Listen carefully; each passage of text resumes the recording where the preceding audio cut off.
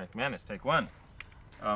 We're going to talk a little bit about what you remember and what it was like back there. Before we talk about even getting out here, what it was like in California, I'd like to hear a little bit about back in Oklahoma and what life was there and why people decided to leave.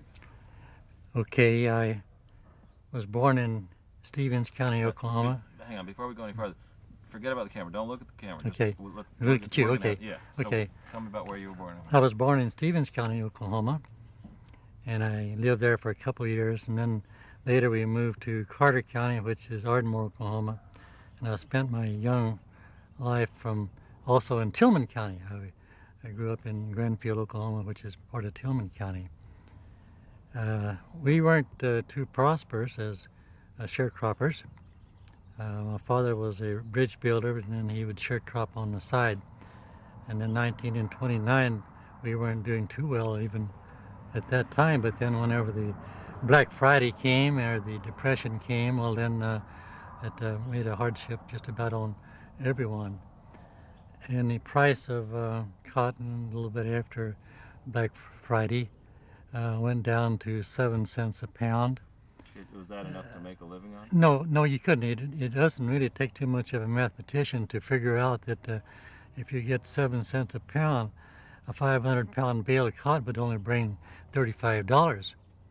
And then if you give practically half of that to the landowner, so what do you have? You have $17.50 for to make a living on. Well, then you go out and pick the same bale of cotton for somebody else for 15. So how much does that give you to all your work for raising it? Almost nothing.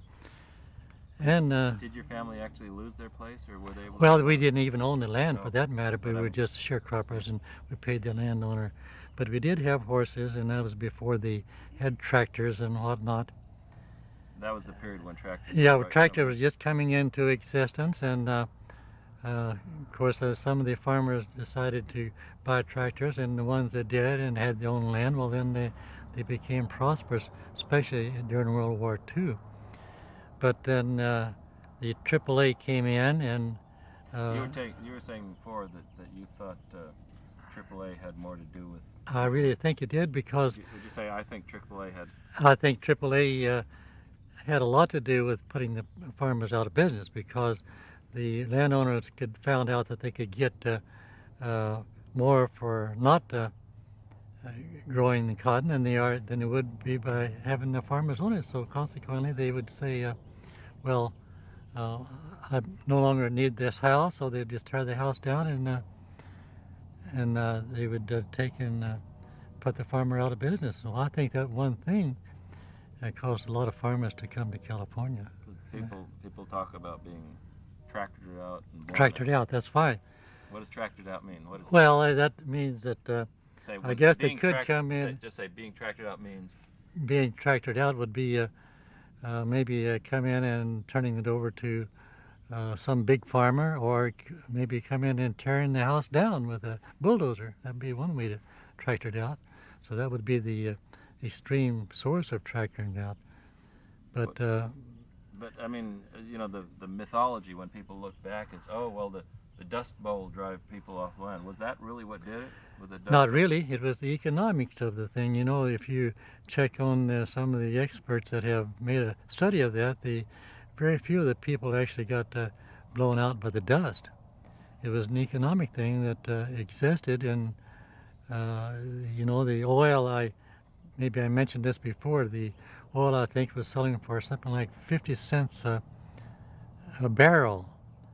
And the governor of Oklahoma, Bill Murray, at the time, I remember in a cartoon that he had on the Daily Oklahoman, he was sitting on top of this oil derrick with his barrel of oil in his hand, and he says, "Who says $1?" He was trying to get $1 a barrel for the oil, and he did. He succeeded in getting the price up. He had the state militia to come out and shut down all the oil companies for maybe 2 or 3 weeks or a month. So what with the farms going under and the oil going bad, there wasn't much. There was nothing left. Nothing you do.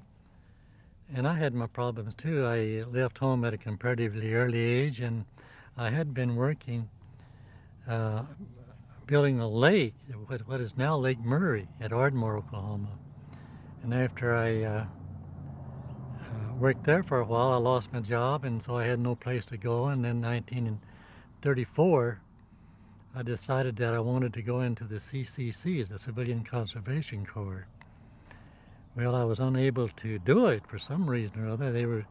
They had an oversupply of young fellows that wanted to go to that CCCs, and I tried to get into it, and so I couldn't. And so in 1934, I decided I wanted to come to California. Now, when you made that decision, what had you heard about California? Well, I heard all these good things. California is a land of milk and honey, and we have the sunshine, and the temperature was more milder than we had in Oklahoma. It gets pretty cold in some parts of Oklahoma, especially in the wintertime. 1929, we had a terribly hard freeze. I think it was the coldest I think they'd ever had, and maybe for 50 years. So, and then the east and west roads were piled high with snow for maybe 3 feet deep, and there was days and days we couldn't travel. What? Oh, okay. So when do people start? I mean, do people come back and tell you about California? How do you get Yeah, that's it. They would come and say, well, get stories from people who would hear from their relatives in California that it was a place to come to, and then they started, of course, I don't remember exactly what year it was, they started circulating circulars wanting workers, and I think that was kind of misleading too by some of the big farmers to do that. But anyway, well, I think that they actually had more help out here than they could actually use, but nevertheless they did use those circulars to entice people to California, so they had nothing else there to resort to. So what do? We said, well, we got to go someplace. And that sounded pretty good. So you mentioned before that you'd particularly remembered seeing some film about oranges. Yeah, I loved that. Yeah. What In did fact, you see? well, I saw the orange, the oranges and the olives, and of course I made the big mistake when I first came to California of tasting an olive without being processed, but that didn't work either. But they had all kinds of fruit. Was it a movie, or what did you? Yeah, it was. It was a movie. I don't recall the name of the movie, but it was where they had the entrepreneur came in, and started using water from the streams and with furrows, and it was kind of a country movie, and it'd be interesting to know the name of the movie. Maybe it's still around, I don't know, but anyway, it looked like a real nice place to be. And then after I did succeed in getting, I was in 34, decided to come to California. Well, then I had my problems getting as far as Plainview, Texas. Well, you didn't have any money. You just. I was broke. Just had the clothes on my back, and they weren't too good. I'm sorry. Okay, start over again. Telling me you were broke. Yeah, when I started in California, well, then I was broke and just had the clothes on my back, and then cars weren't traveling too much, and I didn't take Highway 66. I took one of the roads further south. I started walking. And sometimes I would sleep beside the road, and sometimes I would get a room and talk somebody into giving me a room, but it took me days to get as far as Plainview, Texas, which was about 300 miles from where I started from at Ardmore.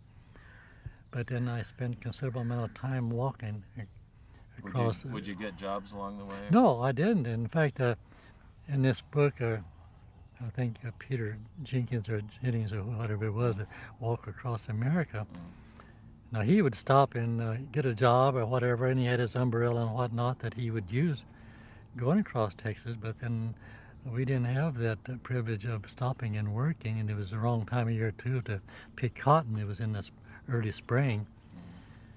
But anyway, people were broke, and sometimes a farmer would give me a ride, say for 5 miles, if he was sorry for me, but then it would take me days and days to get as far as Plainview, Texas.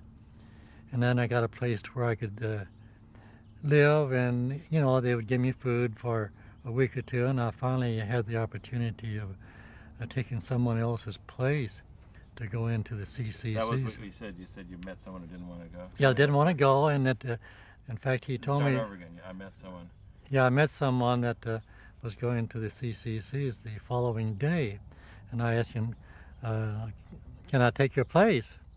And he said, "Okay, we'll go." And I asked him what they say, and I went into the place where they had to sign up, and they said, "Where are you from?" I said, "I'm from Oklahoma." They said, "Well, we can't allow you to do that because we have those positions for our own boys." I said, "Yeah, but you only have one day to get that, and you don't have that much time, so let me take his place. I need the job." He said, "Well, okay, he shouldn't do it," but then he did let me take his place. What, I mean, you were in a pretty desperate situation. I was in a desperate situation, it really was. So what did that represent? Well, that represented me once I got there, I would have food, and I would have clothing, and I would have medical attention and whatnot in the CCCs. And I remember walking halfway between Plainview, Texas, which is 47 miles, and Lubbock, in order to get there the following morning. And I was afraid that I wouldn't be able to pass the test because I'd had this gimpy leg. But I did. I passed it, and then they shipped us to Camp Verde. Let's stop. Mark, take 2. Before we go on with the story, would you just tell me one more time this idea about what was attractive about California? What made you want to come here? Well, first off, I felt like that after I had completed my tenure in the CCCs that I would like to come to California, and I knew they had a lot more cars than they had in Oklahoma, and it would give me an opportunity to work as an auto mechanic. But I'm talking about even before that. The CCC, when you first left Oklahoma, well, you had this idea about of course, I had this trouble, and my grandfather always told me, "Frankie, you'll never be able to work too hard because of my gimpy leg, and I want you to go to California." And I said, "Well, maybe I will, Granddad." And so he had told me about it, and especially Southern California, he said. But then as it wound up, I had that in the back of my mind all the many years, and then. But tell me one more time about seeing the film and the oranges. Well, it was the irrigation thing, and I thought, well, that is an ideal situation where you can grow your own vegetables, and you have your peaches and the oranges and the tangerines and the nectarines and whatnot. I thought it was just a perfect setup, really. And that's one of the reasons I wanted to come to California. And I didn't think at that time that Oklahoma had anything to offer, and I thought, well, California's for me.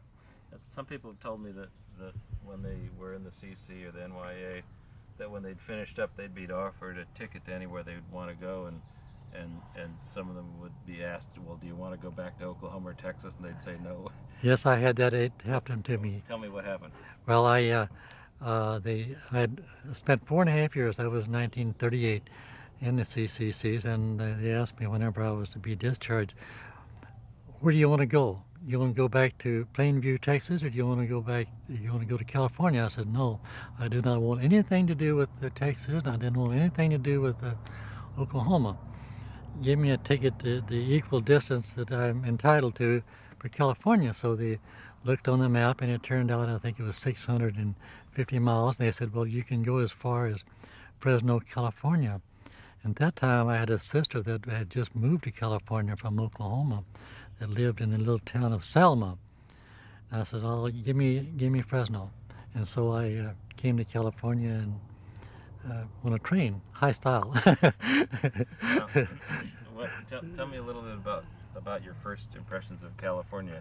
Was it like that movie you'd seen? Or Well, the environment, yes, the lush orange trees and the grapevines and all of that thing, I really loved. And the first job that I got was, it was pouring down rain, and I thought, well, I will never get a job in California because of rainy weather.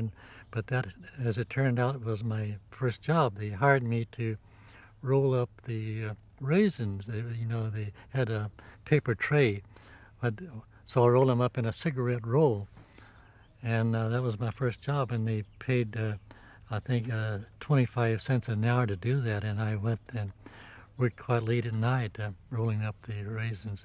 But then after the sun dried up in a day or two, well, they hired me to unroll them. I thought, well, this is sure different from anything that I have ever seen in Oklahoma. But then I continued working in the fields, and California was different in a lot of ways, wasn't it? much different. And Tell me some of the ways California was different.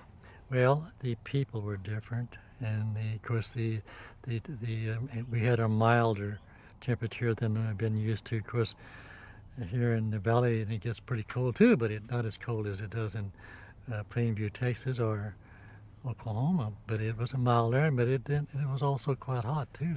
You were saying that back in Oklahoma, where you grew up, you had a real sense of community and people would sort of relate to each other. Yes, we did. That was the thing that I noticed about California, was especially working for some back there. Well, then if we would exchange work with the neighbors, well then we would hire out to the neighbors. Well, then we considered them our friends, and we would see them on the street, and they would be sociable, and they remembered our names and how you doing today, and how's your family, and what are you going to do next, and so forth. But when I came to California, and the farmers weren't like that at all. They were very anxious to get the crops picked or whatever that needed to be done, their pruning and whatever. But then as soon as that was done, well, then that was a different story entirely. They really didn't care too much for us after that. Well, that sort of brings us to sort of, we've talked about some of the positive sides about being in California, but there were some negatives too. There were some negative sides. You betcha there was. You betcha there was. And it seemed like that the townspeople felt like that maybe, we weren't the high class people that they would like to see around.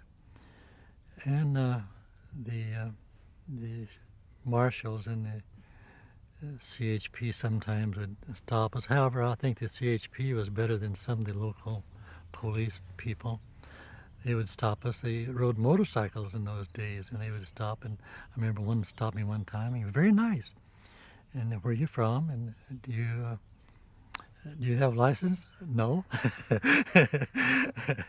And he said, well, okay, that's okay. Your car seems to be running pretty good. You go and how long have you been here? I said, not very long. He said, well, you go and get licensed as soon as you can. And I said, well, thank you very much. And so I thought he was actually better than some of the local marshals and some of the local police people. Why do you think people responded that way to people like yourself? I think that they were afraid of us to some degree. I have heard reports that they felt like that maybe we would take their jobs, and maybe we would, because actually we were looking for anything that would give us life and give us a warm room and something to eat, and it was kind of hard to come by. I mean, the other side of the coin is that people here weren't doing all that well themselves. Absolutely not, because how were people doing here? Not very well, especially. Tell me, people here were not. Start out with. People here were not doing too well because that is the migrant. They call us migrant workers. They were spending a considerable amount of time driving up and down the road. Sometimes they would work for 2 or 3 days for one person, and then the job would be over, and then they would have to spend time and effort and spending their gasoline looking for other jobs, and sometimes there'll be a day or two go by before you will get another job. So consequently, instead of you have the usual $12 a week, then it would be more like $6 a week, and so it was hard to keep going with that. You mentioned before that actually a lot of farmers out here were losing places too. A lot of the farms were for sale. In fact, California was going through a kind of an economic crisis. I'm sorry. Okay, let's stop a minute. We didn't notice. Take 3.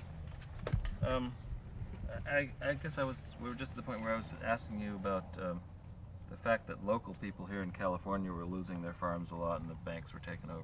Tell me a little about that. Yes, they were. Local people were losing. The local people were having trouble financially because a lot of the places you could probably go around, maybe 25% of the farms would be for sale by Bank of America or some other bank. So they had their problems too. Of course, we weren't the only ones having problems, but the farmers were having problems. And I think the raisins at that time was only bringing $40 a ton. So that's 2 cents a pound if you wanted to figure out how much it is. But they had their problems, and the state was having their problems, and the Okies were having their problems. But it was just hard times for everyone. Yeah, hard times for everyone is right. Did oh, I'm sorry. That's okay. What did people think should be done? I mean, how? Well, they had this initiative after I was here a few days that they were promoting called ham and eggs. And in fact, I went out to pick cotton one morning, and this other cotton picker said to me, ham and eggs. I said, well, what do you mean, ham and eggs? I don't understand. He said, well, they're going to vote shortly on ham and eggs, and they're going to use a script, and I think it was headed by someone by the name of Townsend or McLean or some of those guys. But anyway, he told me that they were going to have this initiative. And another plane. Yeah. Okay, you were telling me a little bit about Townsend, because people were just sort of groping for some way that was going to solve their problems, right? Yes, they were looking for something really, whether it was through the ham and eggs or whatever. Anyway, well, to follow up on my story there, he explained to me that they were going to have this script that they would circulate every Thursday. He called 30 every Thursday. And I said, well, who's going to pay for this? And he didn't know, but he thought it would be something like the... We can go on. I don't need the end of the story. Well, I thought we should cut. Okay, let's cut. Oh, okay, let's change.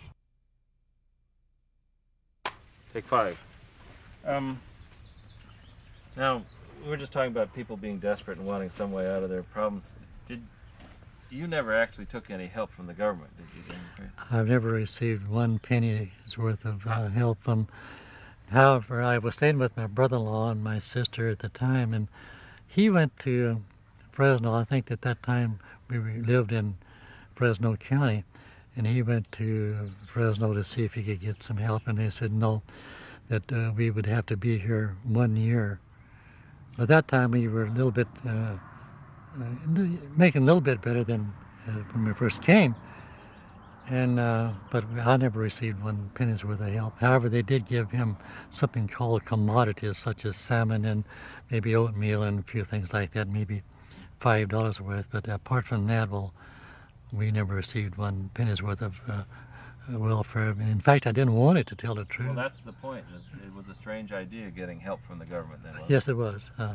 What did it seem like, the idea? Well, I just felt like that I'd rather go out and find a job and try to make a living, especially if I could get a job doing something that I liked, such as working on cars. But it was difficult to get a job as an auto mechanic here in the valley. I don't know, maybe it's because so many of the garages were little small garages and they really didn't have enough business even for themselves. So I just finally gave up as trying to get work as an auto mechanic here in the valley. I know you weren't involved with them, but during that period there was a lot of people who went out on strike and organized. Was that an attempt to try and improve things? To improve, yeah, naturally it would be. But they had their problems too. I have heard reports that maybe they were successful, and some reports where they weren't. But you told me it was real hard to win a strike, right? Yeah, it was because he had... Hang on a second, let's stop. Yeah.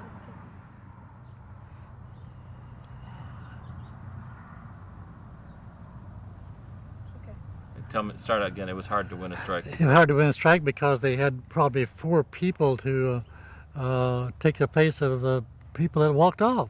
So what are they going to do? In fact, in the book Grapes of Wrath, it mentions that Tom Job and he came to Woodville. Well, they didn't tell him there was a strike before.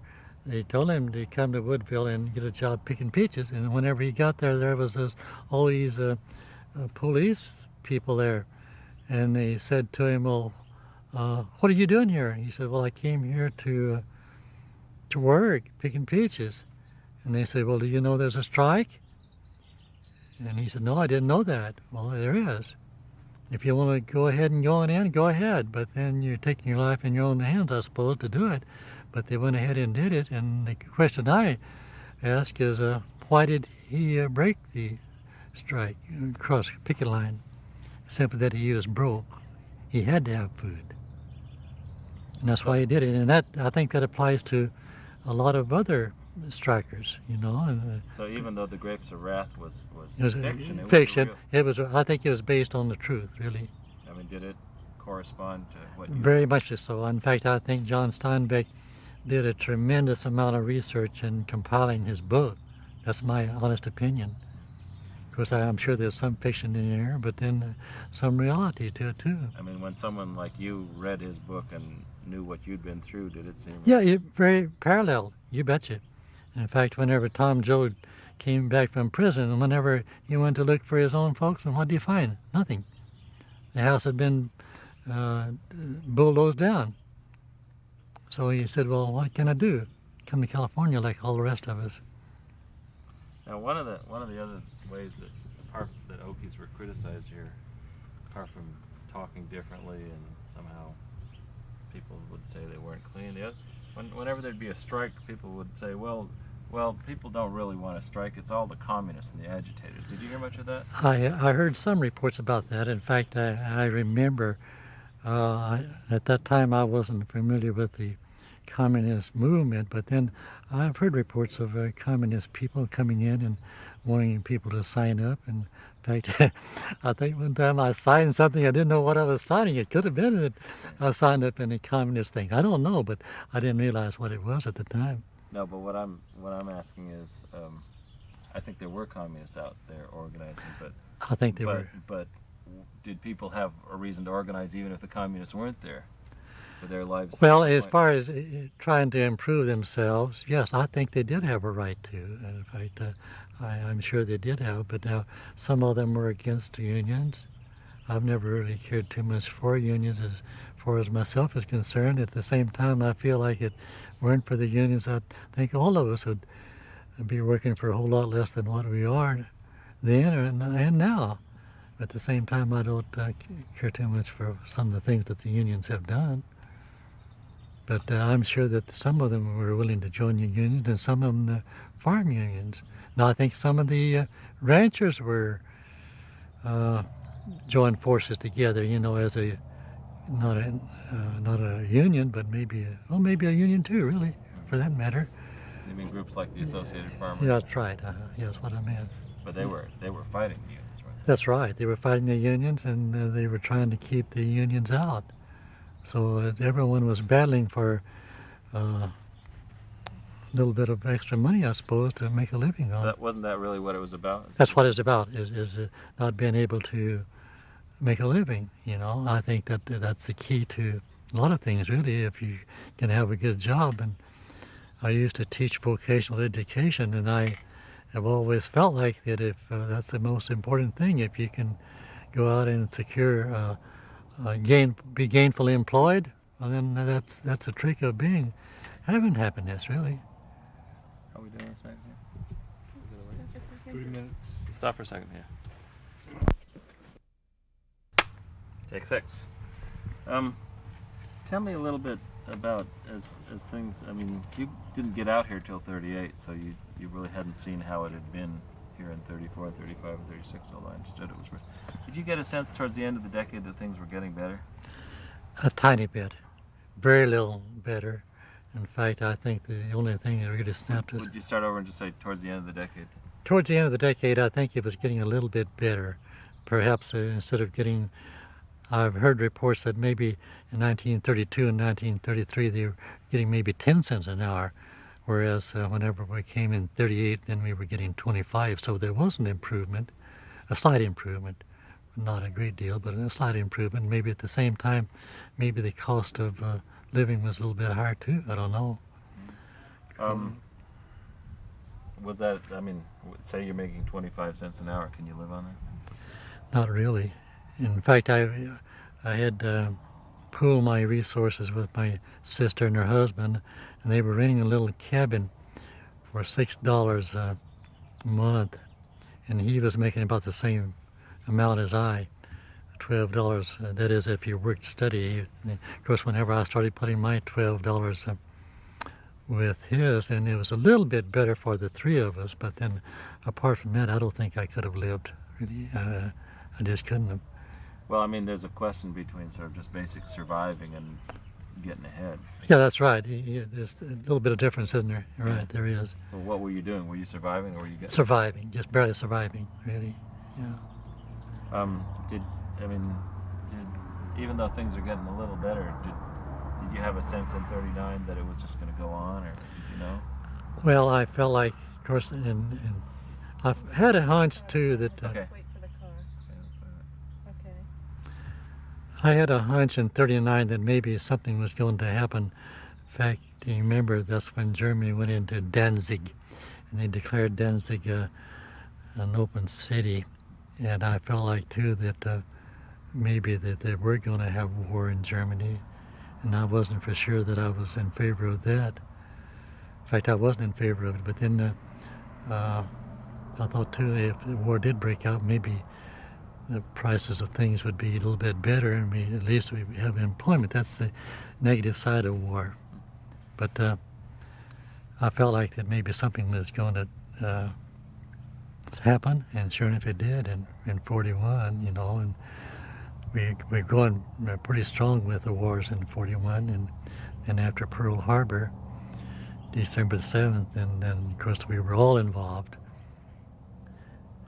What was it like the day after Pearl Harbor? Was it like everything had changed? Frustration deluxe, yeah, and we were mad and we were disappointed, and in fact I had a very close friend that had only been in the Navy 5 weeks that went down with the Arizona, and that made me very unhappy about that. Coming up to that, I know you mentioned in 39, you mentioned Germany going into Danzig. Were people, at what point do people start getting aware that there may be a war and we're going to get into it? Well, I think that they had a hunch that maybe, that was in September, I think, that they went into Danzig, or October. And I think that some people thought at the time that maybe something was going to happen in Germany, and I had some German friends that was bragging about Hitler, and it kind of turned me off in a hurry, because I felt like that, well, hey, what are you talking about? I don't like what he's doing at all. But then they were for him, you know, until we got into the war with Germany, and of course then they didn't dare to say anything. Maybe they had changed their mind by then. But then after... Okay, let's stop for a second.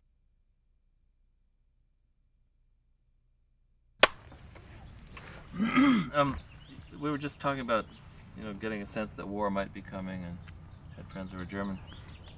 Part of the shock of Pearl Harbor was that it was an attack by the Japanese, not the Germans. Were people thinking that we would be at war with Japan? Was that an issue too? I don't think that they really thought that we were going to be in war with Japan. That's my honest opinion. But I think that they felt like that perhaps we would be in Germany. In fact, I've talked to a lot of the World War I soldiers that were in France during World War I, and they said, well, we will be back in fighting the Germans again. In fact, I think they felt like that we would be in, and I felt like that we would be too, because of Hitler was on a rampage going all the different places in South Africa and Italy, and then he made the pact with Russia, which didn't hold up, and then he started going into Poland and then Russia. So I felt like that we would be in war with Germany, but I don't think that anyone, at least I didn't think that we would ever be in war with Japan. However, Japan had been in war with, to some degree, in China for years before. I don't know why that we thought that we wouldn't be in war with Japan, but of course, whenever after Pearl Harbor, then we had two foes to fight, Germany and Japan too. When you talk with your friends and stuff like that, would people be really in favor of getting into the war, or would they really have serious doubts? At that time, after Roosevelt. Let's cut.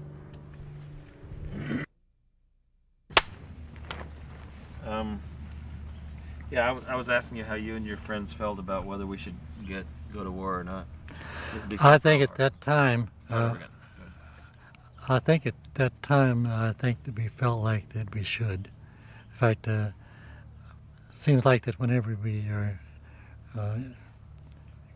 faced with that sort of situation, then they have a way of making people feel patriotic, and everyone's ready to go, really. In fact, I would have liked to have been in the Navy myself, but they turned me down with my gimpy leg, but I would have liked to have been in the Navy. Well, people have a patriotism meant something different. At that time, you What betcha, did- very strong. What did patriotism mean? Well, fighting for what we believed in, and fighting for our freedom to live the way we want to live. And we didn't feel like that being under someone like Hitler or Tojo or whoever it was that was trying. In fact, I think that Tojo announced that he would, after Pearl Harbor, that he would dictate the peace in the White House. So we didn't like that. But anyway, we went to war, and it was a tough war. We had lost a lot of men, a lot of soldiers, especially Guadalcanal. And Well, I had a feeling you were talking about how people felt after Pearl Harbor. Before we were attacked, would you have had any reservations, or did you think? yes, I would have had some reservations, but after Pearl Harbor, then that changed the whole attitude of just about everybody, really. And I felt like that everyone, in fact, the defense plant was quite an honor to work in a defense plant, especially if you were turning out the materials for the soldiers and the servicemen to do the job with. And they had awards they used to make, Army Navy E, they called it, along with quite a few others. It's a small group won the Army Navy E for efficiency. Of course, there's some places like Douglas and North American and all those, well, then there was a blanket thing. But I thought it was kind of an honor to have just a few of us win the Army Navy E, and they gave us a little pin to go on our stuff there. So, tell me something now. The war came, and really then the Depression is over. Looking back over that whole period, that whole decade, does it strike you as a good time or a bad time, or how do you feel about the whole experience? Well, it was the Depression days was a very tough time, and World War II was a very tough time. It was hard on everybody, hard on the servicemen and hard on the families where the servicemen would have to leave. Very tough time, but then once it was over with in 45, well, then we could settle down to doing what we wanted to do. Do you remember any good things about living through the Depression? Or was it all just an uphill battle? Well, the only good thing that I can think of is that I think Go ahead. I think the only good thing that I can think of was that I think it taught a lot of us the respect of, maybe the word would be cruel or miser or whatever. But then I think we've been very conservative, really. Most of the people that went through that, at least all the ones that I've been associated with, my age, 9 times out of 10 they would be a conservative person. I don't know if that's good or bad, but anyway, But that's how it that's how it wound up being.